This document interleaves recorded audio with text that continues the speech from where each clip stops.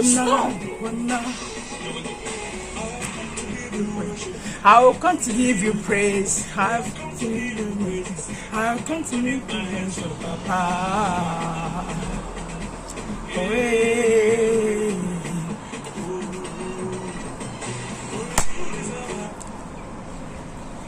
Hello everyone. Hello my wonderful people. It's me, Edith, again, who is always bringing on your way those wonderful tips on how to build our healthy homes. First of all, I want to apologize for not uploading a video last week Friday. I'm very sorry for disappointing you. The reason was that I am now a student, and it was very difficult for me being a student, a mother of four, a working class lady. All of it together, the pressure was so much, so I couldn't make it on Friday. I really apologize for that. I'm sorry. Today's video, I will be doing the continuation of what I did last 2 weeks, which was common mistakes that men do in marriage. If you have not watched it, please, I applaud you to go to my YouTube channel at Edith Nadi and watch it. Common mistakes that men do in marriage, part 1 and part 2. Today I'll be doing the common mistakes that women do in marriage, because we women, we also have our own attitude in marriage also. Okay, don't forget that my main target is that for us to have a happy home, a healthy home, a home that will be good, that will be perfect in everything, not like 100% perfect, at least a home that will be a healthy home for you, for your husband, for your spouse, for your children, for people around you. Okay, this is my main target, and in this channel I'm doing a lot of things. I'm doing about, very soon I will be treating some health topics. I'll be treating some health topics very soon. For the meantime, I'm talking about marriages, families, parenting, and some tips on food, because some of my friends, they normally call me kitchen practical. I like to practicalize new food. Okay, so if you have not subscribed to my YouTube channel, please show me some love. Go down there over the video and hit the subscribe button, and on top of it you see a sign of like a bell. Click that notification bell and click on all, so that you will know when I upload a new video. Okay, I normally come with something tangible, something important. Okay, don't miss any of my videos, and you can go back and watch my previous videos also.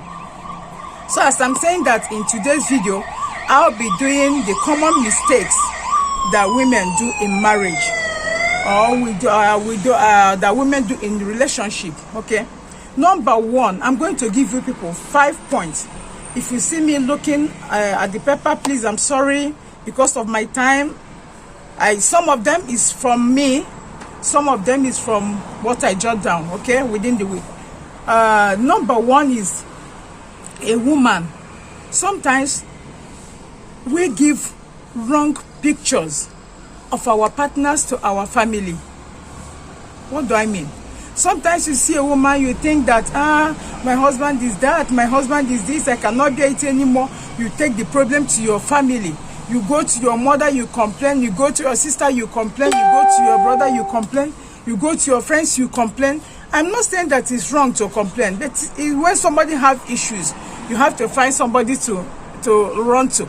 I know that, but you should know, if your mother is the type that loves you so much, please don't complain to her. If your father is the type that loves you so much, that cannot stand and tell you, my daughter, it is never easy. Marriage is not a bed of roses. It wasn't easy on my own. If your mother is not the type that will open up to you and tell you, my daughter, it wasn't like that in my own. You understand? Don't run to her in time of your crisis, because she loves you as her child, and she no mother would like anybody to be maltreating her daughter, and the person will keep quiet. Okay, please, to me I prefer, even if you want to complain, it is better complain to your husband. Find maybe the auntie of your husband, or the mother of your husband, or even the uncle, anybody in their family that you see that he respects so much. complain it to that person. Let them call their child to order. Because if you come to your own side, your mother and your father, if they love you so much, they will like to pamper you, like they will like to protect you, which is right, okay? I'm not saying that it's wrong for our parents to protect us, but sometimes they are being overprotective. Sometimes they don't have any other option in their head other than to withdraw you from your marriage. If you are still a baby, all these people that are married in less than 10 years. I have seen a lot of people that they have crisis with their marriages. The only thing their parents could do is to withdraw them from the marriage, to bring them home, even with their children. Forgotten that you are now somebody's wife, somebody's mother, and they're still seeing you as their little baby. So we should be very careful. They always said in my language, I am Igbo from Nigeria. We say that what eats kola nut is inside the kola nut. What eats the beans is inside the beans. What destroys the beans is inside the beans. I am the one who is inside the house. Is any picture that I give them outside about my partner, about my husband, that is what they will believe in. If I told them, oh, my husband is a very nice person, he took care of me, they will take him for what I said. If I told them my husband is a very wicked man, he doesn't care for me, he doesn't care for the children. I know some men are very funny. I know that. But just bear in mind that the pictures you give out there is what your people will be seeing your husband as. Okay? This is what they'll be seeing your husband as. Okay? I'm not saying that the husband will never offend you. They will always. They will always. And even you will always offend him. None of us is perfect. Okay? I'm rushing. Point number 2. Sometimes we, the women, we don't even know what we want. We don't want whether we want this marriage to continue, or we want to quit the marriage, or we want to be like just a partner. We don't know if we want to be a mother. Sometimes we are confused as a person. Women, we can be confused. I don't blame us, because sometimes it's the hormone that is acting at that moment. It's not your actual self. Sometimes it's the hormone in your body that is acting. I know, I understand. But we should try to quit some of the dramas in our life. You see a woman who is married to a very gentle man, you will hear a story from her mouth. Hey, this man is too gentle. He's too gentle. I don't like him. I don't like a man who is too quiet like this. You see another one that is married, another one that has action. He's too harsh. This man is too harsh. He can't be so harsh. Hey, you don't want him to be harsh. You don't want him to be gentle. Then what do you want him to be? We don't know what we want sometimes. Okay? We should try to know what we want. If you want this marriage, put in your best. Put in everything in you that you know that will make this marriage to work. Because two of you is pursuing one goal. You are not running it Chelsea against Arsenal. Two of you are pursuing one goal, one target. If the marriage is good, it's for you. If the marriage is not good, it's for you. So why can't you put in your best and have shalom in your house? Why can't you put in the best and have peace in your house? Give this man peace. Give yourself peace. Know what you want. You look at your husband. Oh, my husband is too dark. I want somebody who is too fair. In your mind, you have already paused him, but you are still living with him like neighbors. Oh, this man is too short. I wanted somebody who is too tall. Israel will say Hamoda. What it means is, my darling, really, what do you want? Your husband is too short, and you wanted someone who is too tall. Why did you go ahead and marry him? Or you married him because you wanted any availability card to move, to enter the line of marriage? Please, whatever you have, be contented with whoever you are living with. Be happy with him. Okay? Okay? Stop quitting. Quit complaining. Quit complaining. Instead of complaining, go to God in prayer. Make it a habit of praying. Pray. Pray. And let the man change for good. Let him change for what you want. Another point, number 3, I want to hit is that sometimes we, the women, we fail to explain to our husband, because men, sorry to say that, I normally call them big babies. You fail to tell your big baby, because sometimes some women, they call their husband baby. Indeed, some of them are baby indeed. You fail to explain to him that he has a responsibility to play in this marriage. He has a responsibility to play in this family. You think that because you're a superwoman, you can handle the kids alone, you can handle the shopping alone, you can handle the cleaning of the house alone, you can handle the cooking alone. All the house choice is in your head because you see yourself to be like a superwoman. This is a very big mistake we do. And at the end of it, you are the one to start agitating, to start crying, and he's not helping me. But do you explain to him the reason why that it is good for him to be participating in the activities at home? Maybe participate earlier before he went to work, or maybe participate after his work in the evening together. I love to run a family like friends, close friends. I and my husband, sometimes I ask myself, indeed, are we really a husband and wife? Because to God be the glory, we are kind of twins. Daddy, be cutting this, let me be doing this. Be cleaning, let me be doing this, you know. And when you handle a man with peace, with love, give him his respect, the man will always listen to you. The man will always walk with you. Okay? Let's learn to make our men to know that they have responsibility at home. Not all, and sometimes explain to them the danger of it. When the children are always seeing only my mother, my mother, my mother, the pictures in their head is my mother, my mother. And when they grow up, it's like my father did not do nothing to me. Make them to know that these children are watching us, okay? They are watching what we are doing, and they are watching what I'm doing. And this is how they will grow up. I read a book about one lady. It's a Nigerian lady that wrote a book about her experiences in marriage. And for her, she was making the husband crazy because what? For her, she believed that this is how to do it.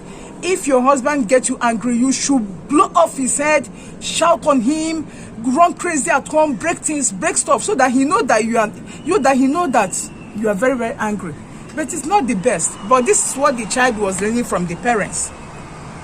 So we should know that our parents are watching us, and everything we are doing, they are taping it in their head. We think that they are still small, that they are still teenagers. They are recording all these things in their memory, in their brain. When they grow up, this is how they will get married and living the life that we live. If you are the fighting type, our children will grow up fighting. If you are divorcee, our children will have too much tendency, 60% tendency of being divorced when they got married. So please, put yourself as a good image for your children to watch. Let them know you for who you are. Let them know you, that you're a very responsible woman, a very responsible man that take care of his family. Okay? Don't shout on your husband. Don't look down on your husband in presence of your children. It will make their children to lose respect for their father. Okay? That's point number 4 is what I'm talking about now. We should not look down on our husbands. Okay? I have heard some women that always saying, the Africa where I came from, sometimes you see women making a reference for, as long as my children is okay, he can go to hell. I have heard it here in Israel also. A lot of women, your husband is your husband is the most important to you, because these children, what you have with them is just from 1 year, from the birth until 18 years, 20 years on a maximum. Everybody have found their way out. Some of them have even gotten a boyfriend or girlfriend, because this life now is not like when we are growing, that it was a kind of a very big taboo. And your husband is the only person that can remain with you until the Sofa Kayim, until the end of life. So if you send your husband away because of your children, looking down on him, because you are the one providing for the family, it is not like that. Give these children a picture that a woman should respect their husband, irrespective of if you are the one providing for the family or not. Always remember, I tell people, don't forget, no condition is permanent. That is hard for your husband today does not mean it's going to be hard for him forever. Sometimes condition will change. You are the one feeding him today. Tomorrow you may lose your own job and he'll be the one to feed you. So if he be in your own shoe where you are now and treat you the way you treat him today, will you be happy? Answer is no. Okay? Please, we should not look down on our husbands. Okay? Please, we should try. We should try. And that the last of number 5, the last one. I'm going to give only 5 points today. Next week, Friday, I will continue, okay? Point number 5 is that a lot of women, we forgot to know that men are project driven. When a man got you for the first time, he cherishes you because he wanted to get you, okay? He can check you, he can do everything, and you are just a butterfly is flying on your head. You feel like, oh, there is no one like me. You feel like Princess Diana. You feel like all these funny cartoon movies, the princesses. Yes, you are. That is for the moment, okay? We should be matured. I'm not saying that when a man gets you that he cannot treat you well again. No, he will still treat you well, but you can never got like that chukumuku. English we call it chukumuku, a type of love that you get at the early stage, when he was frequenting you, calling you, texting you, hugging you, even leaving his job on a day because of you. Now you are project finished. You're a finished project. He has gotten you. You guys have gotten married. You have wedded. You are now his wife, a Mrs. of so and so. You have finished. This project is finished. If you want to be in the presence of your husband, because after a man finishes getting married, he is now focusing on another project, which is how to train his children when they come, how to build a house for the family, how to cater for the family. He has other projects that he's rushing after. Your own project of getting you, checking you, marrying you is over, okay? If you want to be in his presence always, to be getting attention you want, please look for what is his area of interest. Always make sure that you are in the picture. He said, oh, you want to buy a car. Always ask him, how are you going to buy it? Which make? This, that. He want to buy a house. Which area do you think we can buy this house? If you don't put yourself in the project of a man will always like to move ahead, because they are project-driven human beings. They are pursuing projects. If you don't put yourself in that project, you will find out that he will never have time for you. So for you to get his attention, always put yourself in any project that he is doing. Okay? Put yourself. He wants to plan for a house, plan it together. Put yourself in. He's watching football. Put yourself in. Learn how to play football. Learn it if the husband is the type. Because most of men, when they are tired and they are watching football, they don't have any other thing they are doing. Their mind is focused there. I'm not a football fan, but I forced myself to learn how to watch football. I remember at the early stage when I started watching football with my husband, I just said, Ekon can play so much, and he just looked at me.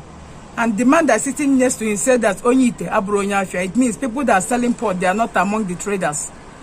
That I'm just nothing in the football. I don't know nothing. But now I can watch, I can even yell when even I don't know whether it's good. I will shout, hey, look at what you are doing. It's part of the exercise. Join yourself in whatever he's doing for you to be present. Okay? I think I will stop here for this week. Next week I will continue for the continuation. Don't forget, the topic is common mistakes that women do in relationships / marriage. Okay, see you next week Friday. God bless you. Don't forget to keep safe. The corona is still at the corner. We are still hoping and praying that God will see us through, all of us through. That all of us, as we are going into this December, all of us together see 2021 by his grace, and it shall be well with us. It shall be well with all of us. Okay, thank you so much. But don't forget to subscribe. Don't forget to write down some comments for me if this video is good, if it's not good, something that you need me to change. Don't forget to write it in the comment section, and don't forget to share this video to your loved ones. I still need more subscribers, please. Thank you so much for those of you who have subscribed so far. Thank you so much. I really appreciate you guys. May God bless you guys. Without you, there will be no edit, please, and there will be no family care. Please, thank you so much. Bye.